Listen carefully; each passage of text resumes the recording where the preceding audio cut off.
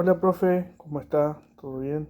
Grabando aquí el último video del año, como estudiante quizás.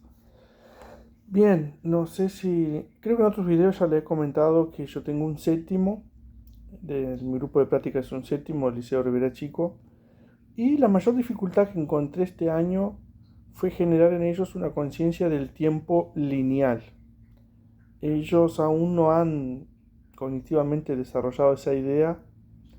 Y tanto es así, por ejemplo, que cuando vienen las fechas patrias, que por más que no estén en el programa, yo cuando llega la fecha la trabajo como forma de resignificarla. Recuerdo que trabajé, por ejemplo, en mayo, el 18 de mayo, la batalla de las piedras. Y se trabajó la batalla de las piedras. Y recuerdo cuando llegó junio, que trabajamos el natalicio de Artigas. Ellos me decían, pero ¿cómo? Más de uno, ¿no? ¿Cómo estamos ¿Cómo están haciendo Artigas ahora? Si hace unos meses atrás trabajamos la batalla donde él participó. Entonces me doy cuenta de que ellos no tienen esa idea de que la historia, las cosas suceden en diferentes años y lo miden en meses. En mayo la batalla de las piedras, en junio nació Artigas y no se dan cuenta que hay casi 40 años de diferencia de una cosa a la otra. Entonces generar esa conciencia en ellos fue el mayor desafío este año de que el tiempo histórico está estructurado y dividido o estratificado según marcas que establecen el fin de una época, el principio de otra, para que ellos puedan ir formando en su mente esa idea de la historia y del tiempo histórico hacia atrás. Fue mi mayor desafío. Imagínense que algo tan sencillo para nosotros implicó mucho trabajo para mí, porque ellos aún no están maduros suficiente como para comprender muchas cosas. Imagínense más aún transformar la historia en un hecho crítico, ético y de pensamiento. No fue fácil abordarlo y en verdad los autores que empecé a trabajar en filosofía de la historia me abrieron un nuevo horizonte y una nueva mirada a todo eso. Como nos pide el nuevo programa de secundaria, ¿verdad? Enfoque basado en competencias. El mismo busca que los estudiantes no repitan simplemente datos, sino que aprendan a pensar históricamente. Y la idea es que comprendan el pasado desde el presente, ¿no? Por eso constantemente hay que estar llevándolos y trayéndoles hacia el pasado y hacia el presente, viendo permanencias y cambios, para que puedan ir desarrollando una mirada crítica y reflexiva. Por eso la historia se enseña como una práctica de comprensión. No solo se trata de contar hechos, sino de interpretar, comparar, analizar diferentes voces y puntos de vista. Y para eso, esa idea que los autores de la historia de filosofía me brindaron fue crucial, ¿no? No solamente el pensamiento europeo, sino también las voces silenciadas.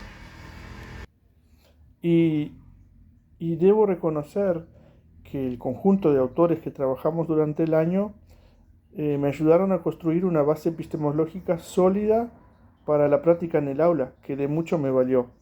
Como lo fue, por ejemplo, Michel de Certeau, que me ayudó a entender y comprender que la historia no refleja el pasado, sino que lo construye.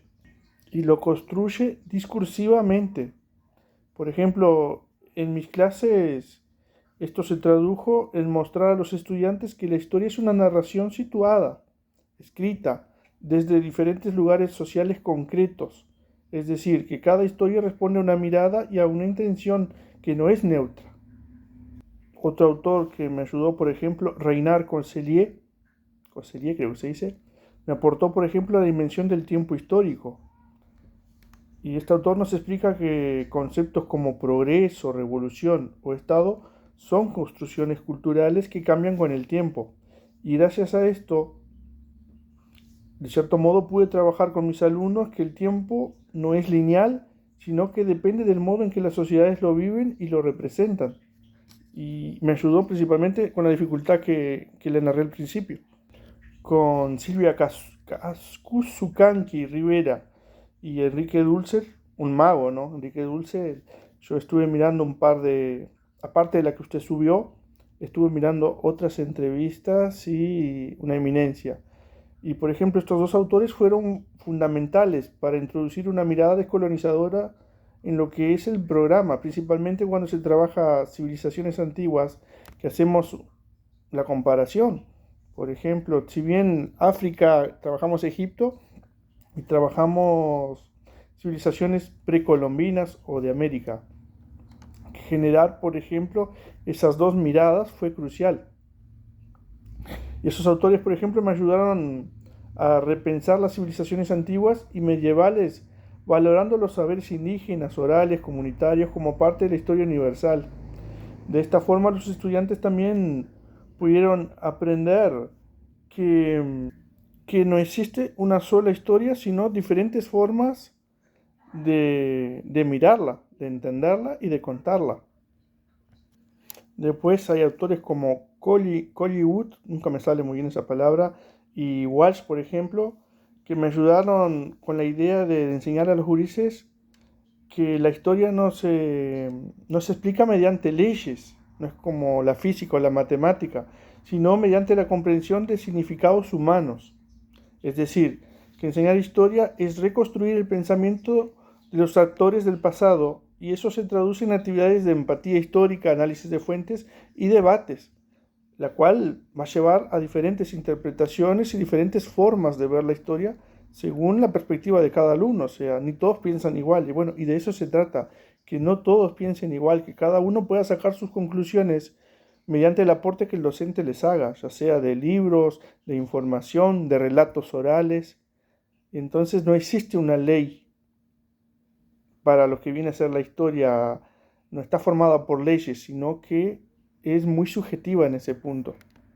Con Joan Scott, por ejemplo, incorporé una dimensión clave que es el género como categoría de análisis. Gracias a narrativas históricas se pudo ver nuevas voces y perspectivas, mostrando que el conocimiento también se produce desde relaciones de poder. O sea, ¿y por qué me refiero a relaciones de poder? Y bueno, generalmente las narraciones se hacen por parte de el victorioso. O sea, la narración que se incorpora o que se impone es la del victorioso. Difícilmente es la voz de el que perdió todo. Entonces, eso nos ayuda también a que la historia es necesario escuchar todas las voces, no solo la narración oficial, sino también de los grupos minoritarios o de los excluidos. Y volviendo un poco a lo que es el programa de séptimo, que trabajamos, por ejemplo, las civilizaciones antiguas, lo que es Desertó y Coselier, por ejemplo, me ayudaron a que les explicara a los estudiantes o que ellos pudieran comprender, por ejemplo, cuando trabajábamos civilizaciones mayas y Egipto, que hicimos un paralelismo, que no existen superiores o inferiores, civilizaciones superiores o inferiores, sino distintas formas de organización social y que ambas son válidas, o sea, si bien que ellos lograron generar paralelismos, ¿no? Pero eran diferentes formas de organización y así era el mundo. Por ejemplo, Kazukanki y Dussel me ayudaron, por ejemplo, con la idea de descolonización del conocimiento y eso también fue válido. Pero pienso que lo más importante, ahora pensando acá, lo más importante que he aprendido este año en lo que es filosofía de la historia es romper con el modelo. Y usted dirá, ¿qué dice Cantos con romper con el modelo?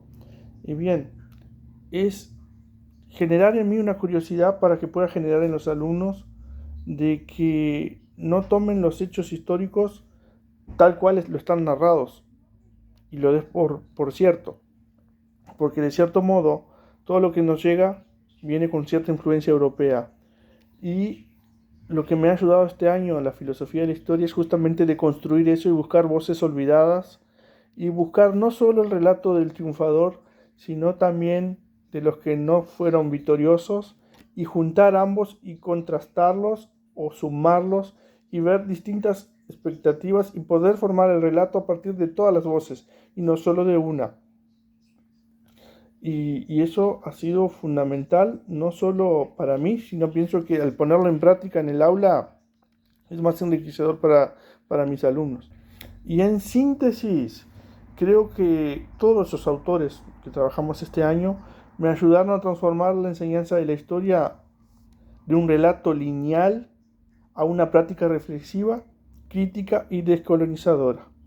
El objetivo no es que los estudiantes memoricen fechas, como pienso, sino que aprendan a pensar históricamente, a leer el presente e imaginar futuros posibles, y muchas veces hacer paralelismos de cosas que ya pasaron y que de cierto modo hoy por hoy son consecuencias directas de hechos del pasado, que puedan lograr hacer esa asociación o disociación.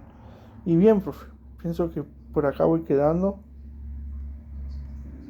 No sé, alguna otra cosa que argumentar, pero en sí, la filosofía de la historia este año me ayudó en eso, a ver otras miradas, otros horizontes y poder aplicarlo en la clase y no tomar solo un discurso que es el oficial y sino ser transgresor, podría ser la palabra, ¿no? Transgredir y buscar nuevas voces y con ello generar más de una opción.